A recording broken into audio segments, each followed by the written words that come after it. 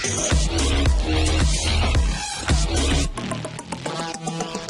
you. Thank you so much. It's my good side. All right. We have a very special guest with us today. I guess, well, first I should introduce myself. My name is Sophia Moshasha. For purposes of this chat, I do a lot with the VRARA Association. You can check out the podcast, and you'll hear me co-host and interview some very talented individuals.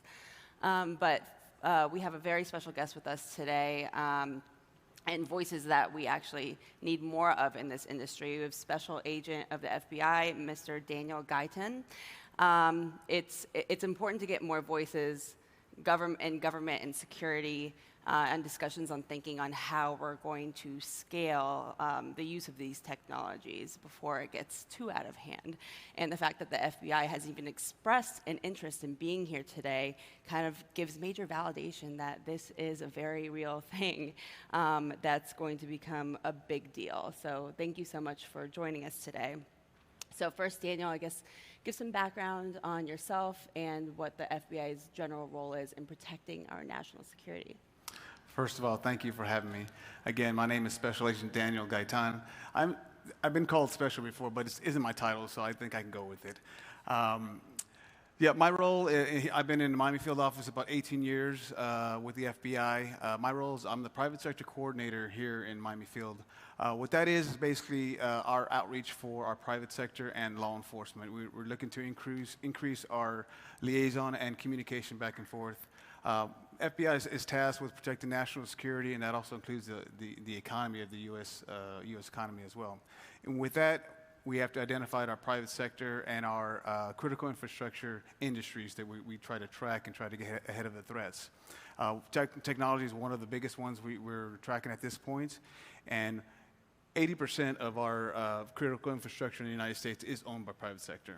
So that's one of the main reasons why, as a government, we want to build those partnerships, talk to the private sector, and work hand in hand, because at all these threats that we're facing nowadays, when it comes from national threats to cyber to criminal to traditional to everything we're working is a team effort, because we have limited resources and we definitely need to hear the input from the private sector.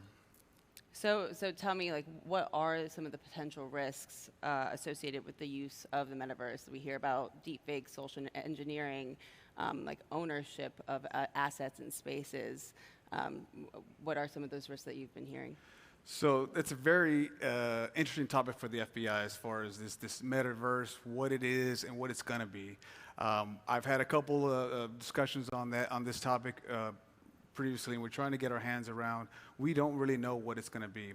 So the way the FBI sees it is we are mandated by the U.S. Constitution, which our laws are written for us, and that's what we enforce. That gives us our legal authority to do what we do.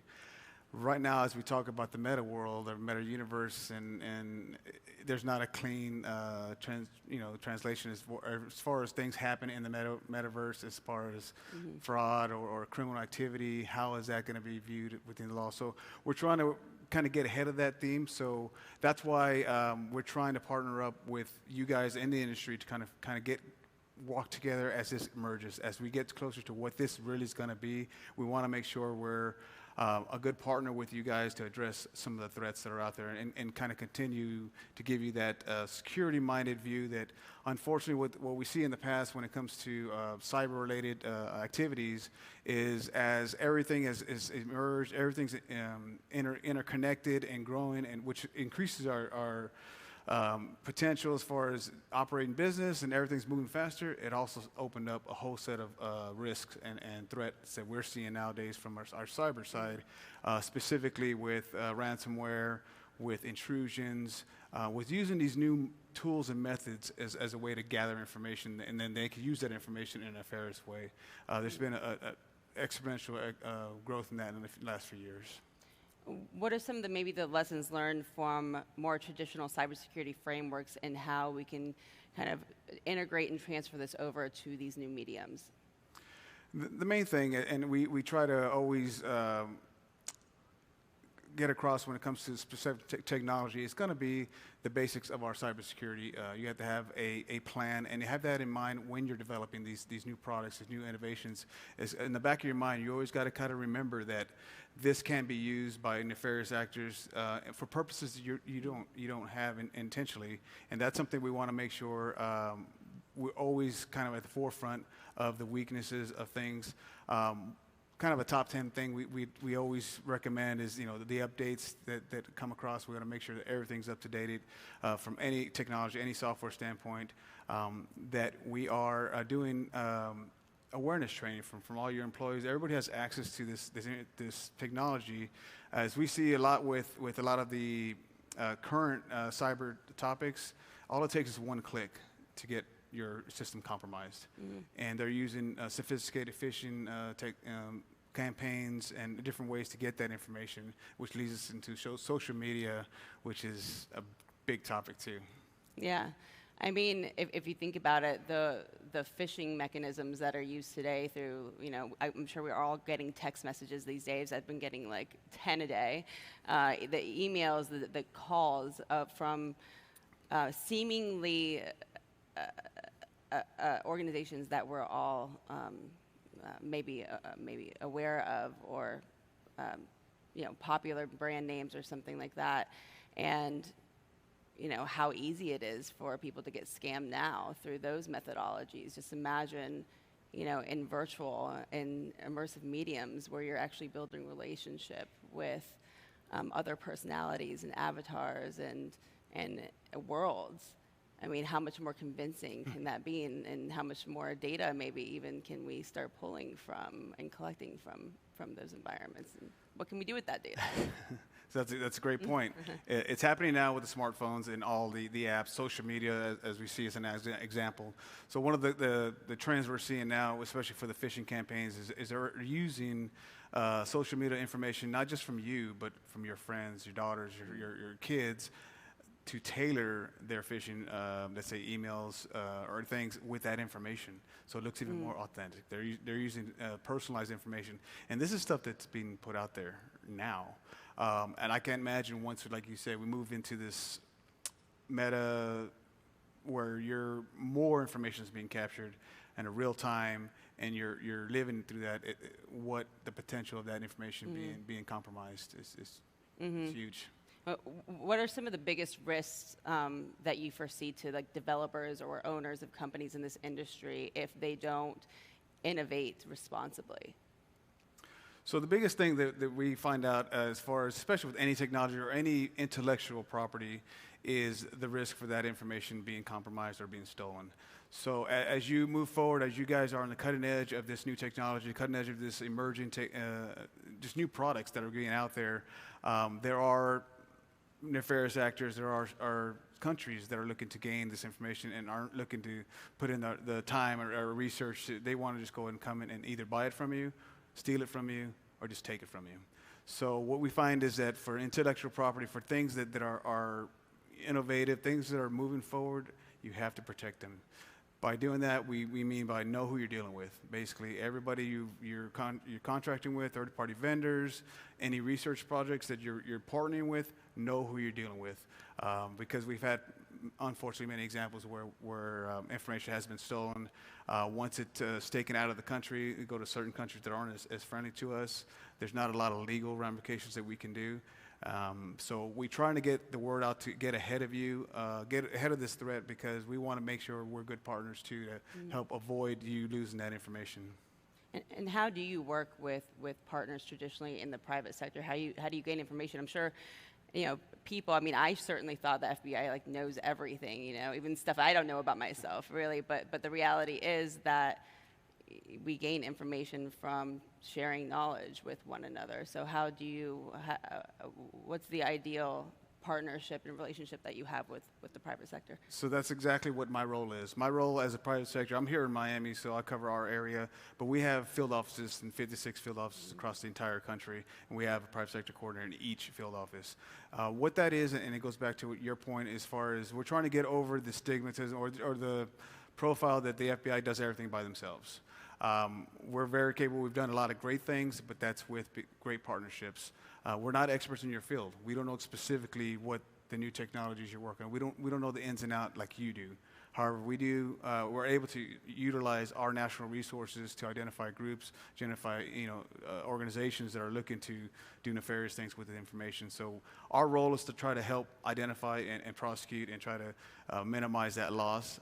At the same time, we're dependent on the partnerships for you guys to be able to share that information. Let us know if you're getting approached by things that don't make sense for your industry, or questions, things like that. As far as our resources, we have a great program that we have set up through the FBI. It's called the InfraGard. It's infagard.org. And what that is it's a nonprofit organization that we're partnerships with that as a board of directors. It's a membership that at the individual level, you as a private sector worker can join. And what that is, it gives you access to industry leading public announcements, webinars, information that we're looking to push out to you guys. We have a tool called Pins and Flashes, which are specifically for ransomware variants, things like that. So we want to make sure you're getting the information that's good to keep you safe and keep your technology safe. It's open. There's no charge for it. There is a clearance. You have to be a U.S. citizen, and there's a quick criminal history. And basically, you can join that group. It's called InfraGard. And there's chapters. We have 80 chapters around the United States. So if you're in a different office somewhere, you can join that. And that'll allow you to have a voice. And then also bring your interest in what you guys are seeing or what you want to see more of with us. We want to open that two-way communication. This is something that, we have a tremendous amount of resources when it comes to law enforcement, the law. And we want to go and combine that with what you guys are working from the private sector as far as what you're seeing, with your innovations, to make sure that we're here working this together. So beyond engaging with you guys and informing you guys, what are some of the things that business owners and creators can start to do to just continue to stay on the forefront of making sure that that they are creating responsibly, so they don't kind of backtrack themselves as a company and really us as an industry, right? We don't want to make mistakes that we can't take back, and we'll set the trajectory of this technology in our industry back. As I mentioned before, that's something that especially specifically what you guys are working on with this meta, these new tools that allow a new experience, and generally just a whole new view of how everyday life is. Well, what that comes to is trust to use that product, that their information is not going to be compromised, that you're not going to be, having these nefarious people reaching out to you every 5 seconds, trying to fraud, trying to do X, Y, Z. So there's a level of brand recognition that you guys need to be aware of, and you guys need to make sure that you are protecting that, because as forefront, you want to get out, you want to push as fast as possible to get your product to market. I have a business degree before I came in the bureau. I got an MBA in finance, so I know a little bit about business before I joined the FBI. So we understand that, and I understand it specifically too, as far as you want to move forward, get that emerging technology to market, be the first ones to the door, but we always got to have that eye on the back door, which is security, making sure you understand your vulnerabilities, understand how this product can possibly be used in a nefarious way. Once it's out, once that compromise or we can't take it back is the moral of the story. So the answer you're looking for, it's going to be something that we just work hand in hand. We need your help as much as we can try to meet you halfway. There have been a couple, I'll talk about a little bit I have one good example that I like to refer to, more in the cyber crime or cyber related for the cybersecurity and our ransomware. We've had, a great increase in the last few years as far as ransomware incidences and working with private sector companies. I won't go into details specifically on the actual companies, but there's a couple instances where we have seen the variant before. We've seen the group before, and we had keys that we were able to access to open and allow that information to be returned without having to pay the ransom, without the stuff. So the reason I say that is that we're trying to do it from a national view, national resources, and ensure that all private sector is secure. And that's why we want you guys to feel comfortable and open to share information with us, and vice versa, and with your networking with your industry as well. We want to make sure everybody's talking. Yeah, 100%. I mean, I always believe that just as an industry in general, we grow through partnerships. But then if you think about even scaling, on a global level, it's partnerships not only with each other to collaborate, but with the public sector as well, who are looking to grow with us, really. Yeah. And so you've been around the conference for the last couple of days, and I've slowly been taking you guys to all these different industry conferences, trying to get you integrated and kind of show you what's happening on the ground levels. I'd love to hear, and I'm sure the audience would love to hear, some of your feedback on some of the stuff that you've seen in the expo, some of the sessions that you've attended. What are some new things that you've gained in terms of things that you personally or the FBI might be interested in and continue to keep an eye on? Well, I definitely have to speak personally. I can't speak on behalf of the entire FBI. Yeah. But as far as what I've seen is this is something very. I think it's the future, right? It's something that we're. It's not a matter of when or if. It's a matter of when this has become part of our society. As far as I got a chance to see some of the technology. It's great. It's something I think it's going to be. Once it comes to mass produce, it's going to be something very utilized. Again, from the law enforcement background, from the security-minded side, my bells and whistles keep going off as far as as much people say you don't want big bad government watching you. I don't want anybody else watching me either. I don't want that much information getting out. So I think the big thing for me and for consumers is going to be that trust in this product, that the trust that they can be. In order for them to totally indulge and get in this whole metaverse, this whole life, I think there's going to be a level of that trust that needs to be done at the same time. So that's something that I kind of see needs to be done, and that comes from standardization and making sure that the products are safe. Yeah, absolutely. And there's a lot of people in our industry that are making sure our products are safe and standardized as well. So that's also a big deal and just indicative of how much this industry is forecasted to grow. So we have a couple minutes left, and I know there were some people that had expressed interesting questions, but if I don't know if I can see the audience too well, but if you have a question, yes, go ahead, stand up.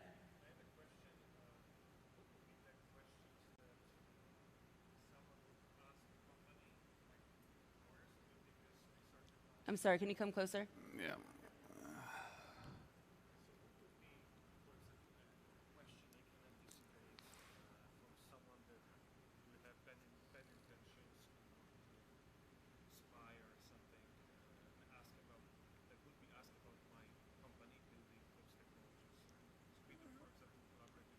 Oh, okay. So what he's asking is what kind of questions, what kind of things to be on the lookout for if someone's approaching your company and has nefarious intentions behind her, some of the things that don't make sense. We have an entire program called the Insider Threat, and it kind of breaks down into things, into categories of people within your organization and all what to look out for outside as well. Mm-hmm. All our resources are, number one, I'll tell you, www.fbi.gov. There's every single threat that I talked about today. There's more detail on that as far as if you want to find out, a little more, PowerPoints. We have some videos. We have some examples of cases we worked.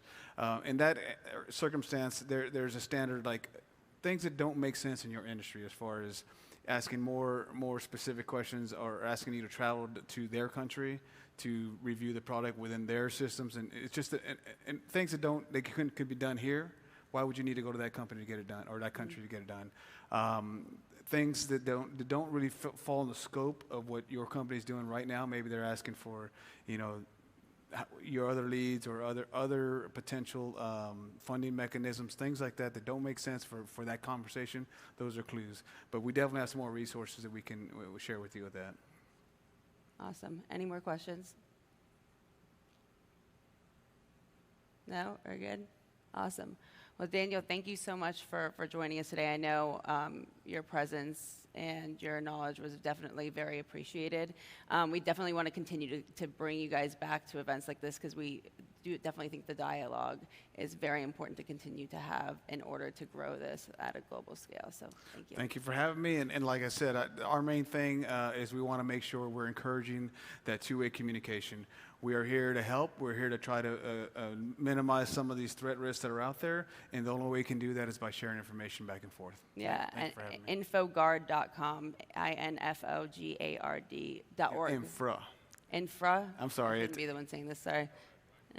Like infrared, but it's called for critical infrastructure. So it's INFARG. No, I'm sorry. INFAGARD.org. Infogard. Got it. Infragard. So infrastructure security. All right. Thank you, Thank you. Daniel.